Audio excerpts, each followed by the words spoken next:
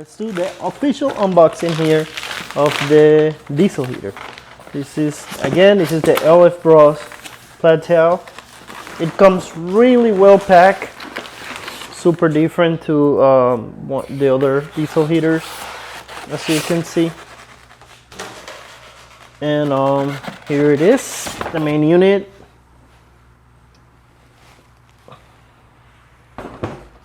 Super light and small. I like the size. It's pretty compact though, not heavy at all, and it feels much better than the other diesel heaters.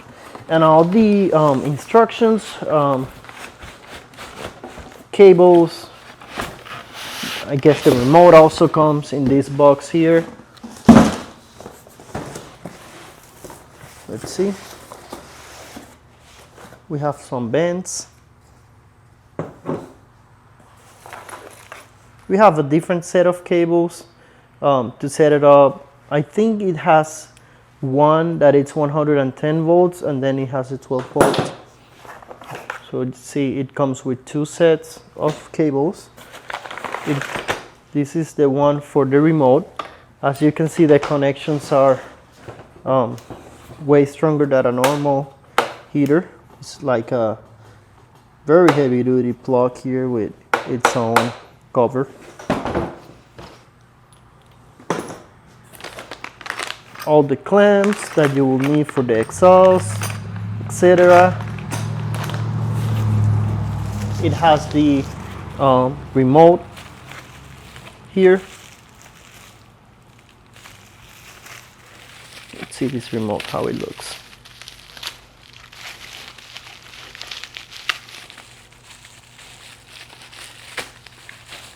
There you go.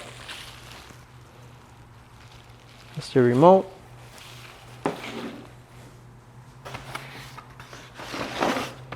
The typical exhaust. I guess this is the muffler. Yeah, the muffler.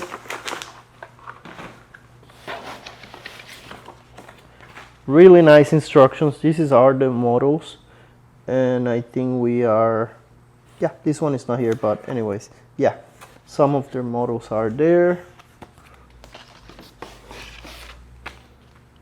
Controller instructions are separate. We have a, oh, this is the 110 adapter, so you can connect it to your 110 if you're gonna use it like in a cabin or something. And then we have a hose if you're gonna use this hose, right? There you go.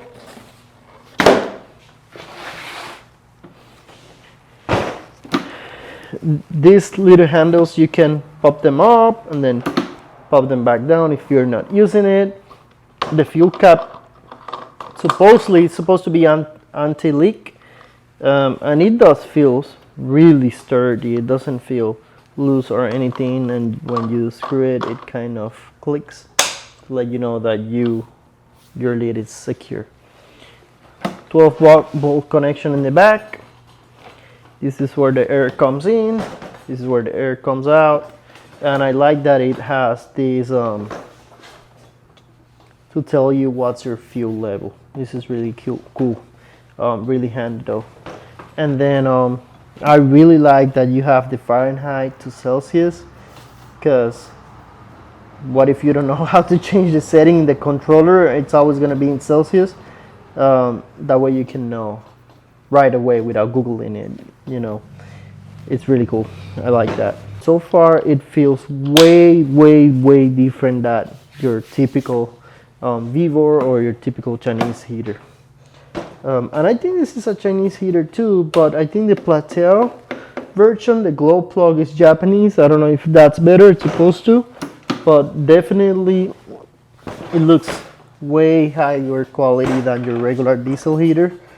And oh, this is a little delicate there.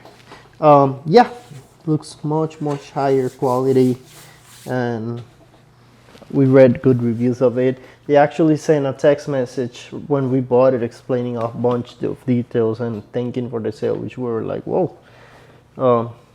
So we're gonna show you how we're gonna install it now. cool thing about this instruction that it says all the remotes that you could obtain with your diesel heater. And because sometimes they send you a diesel heater and it's not the same remote with the cheaper versions. Here you just have to look for your remote, and that's going to tell you the instructions specifically to the remote that you got. And then we are actually starting to activate the fuel pump before running the diesel heater, as you can hear. To do that, we just have to press these two and wait for this letter to show up, which took like 5 seconds. Now the pump, if you can hear it in the video, it's running. And then after it gets all the fuel that it needs to heat, it's gonna start automatically running, and then you can set up your temperature.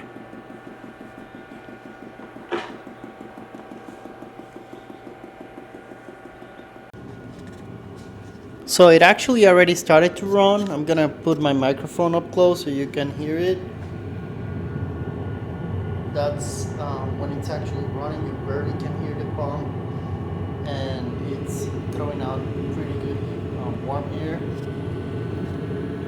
Once it brings the fuel to the system, it's gonna start automatically working itself to the to warm up your space.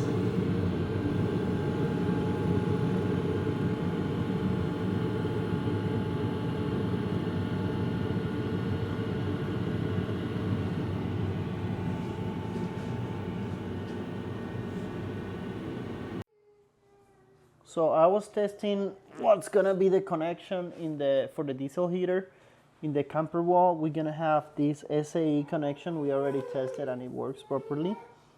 And then this is gonna be like the outside part, so it has a plug, and that way it's completely waterproof. And then in the inside, it's gonna be connected to a solar battery.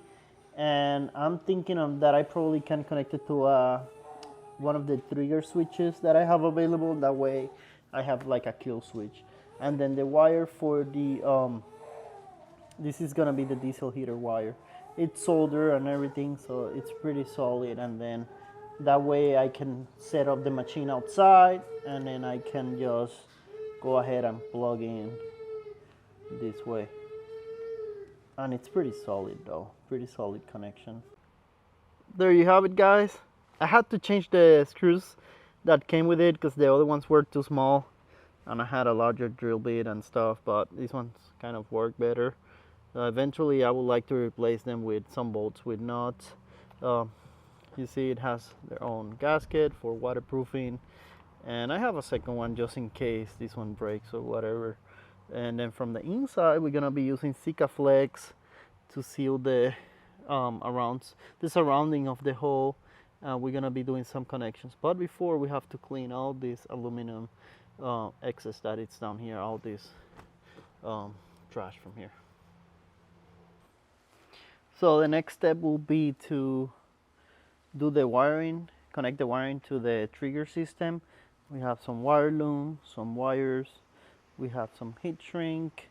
I like to use these connectors, which with heat you solder the wires in it. And the plan is to hook it up from there where it comes in. Let me see if I can zoom in a little bit. Okay, hook it up from right there, run it under, and then connect it to the trigger system in there. I'm gonna show you guys how it's gonna look in a minute. So that will be the plan, to connect it that way. I have a second switch, and I can just in case an emergency, I can just hit that switch and turn it off right away. So this is the wire harness we're gonna be using. We added the wire loom and everything to it. Now I'm gonna add the connection for the trigger system so we can use the switch, and then it's just gonna be running the wire and connecting it to the plug we just installed, and then testing to see if it works. That hopefully it will. So let's do that. There you go, you have the wire there. I ran it under the truck bed back here. I mean, down here you can see the cable, it's right there, and then it's completely tucked in there in the truck bed side, so you're not gonna be able to see it. And then it comes in the cabinet here, which, yeah, you cannot see it, but it's there, guys.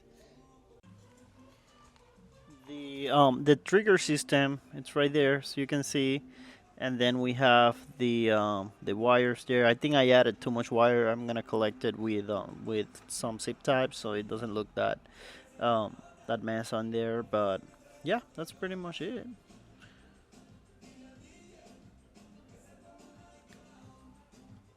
The next thing we have to do is actually make a hole in this platform, because when this is down when Luca is sleeping here. So we're gonna make a hole, and we're gonna put the vent. That way the heat comes up to our sleeping area. We're gonna start with one. Hopefully one it's enough to make the heat come up. Maybe putting a battery fan, the small battery fan down here. That way it can direct the heat up. But if we feel like we need more heat coming up, we can always buy some more of these vents and then just install more. But we're gonna start with more. Call me crazy. We're gonna do a huge hole in this platform, and then we'll see how it goes.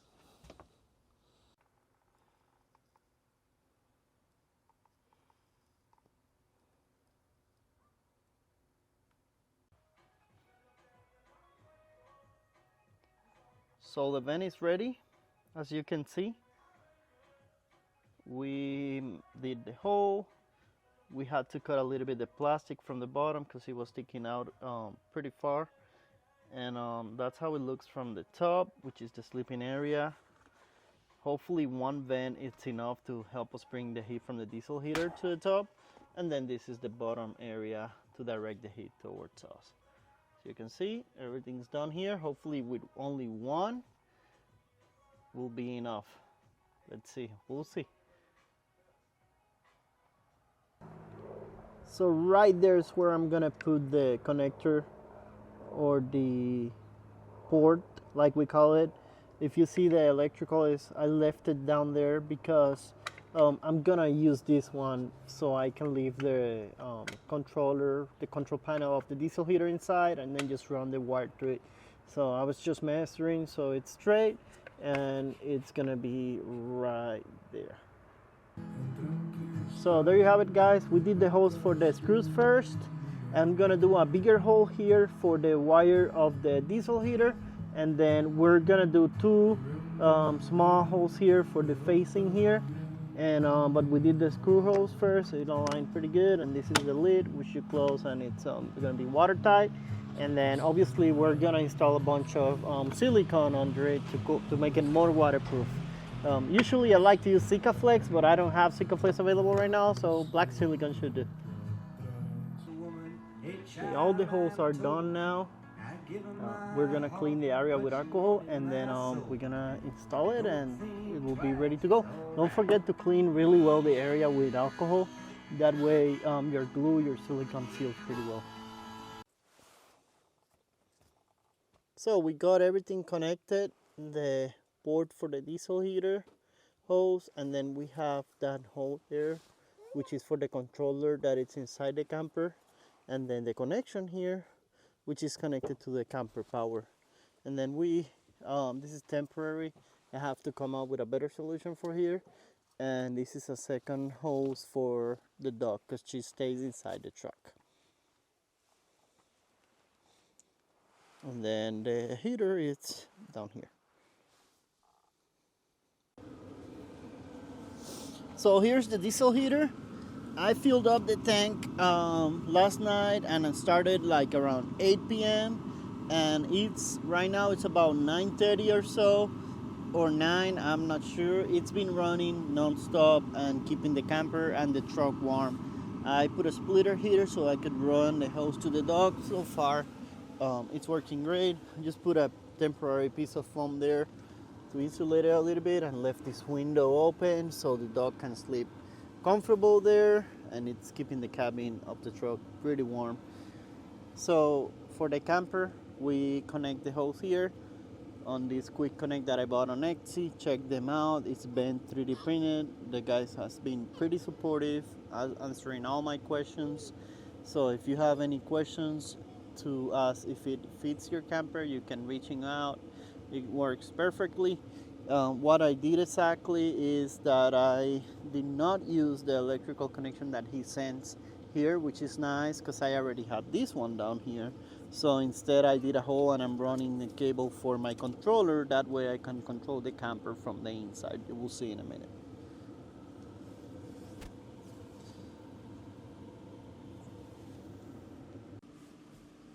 So this is what I was explaining you. From the inside I can control the diesel heater. I don't have to get out for anything unless I have to refill, which is what happened to me on Thursday.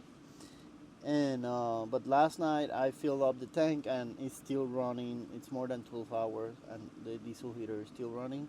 I run the wire for the controller here, and then the vent is down here, warm air, really nice.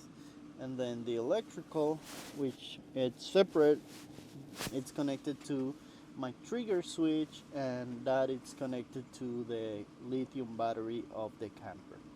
And right now I'm gonna proceed to turn it off because we don't need it anymore. So I'm just gonna press here and it will automatically initiate the shutdown of the unit.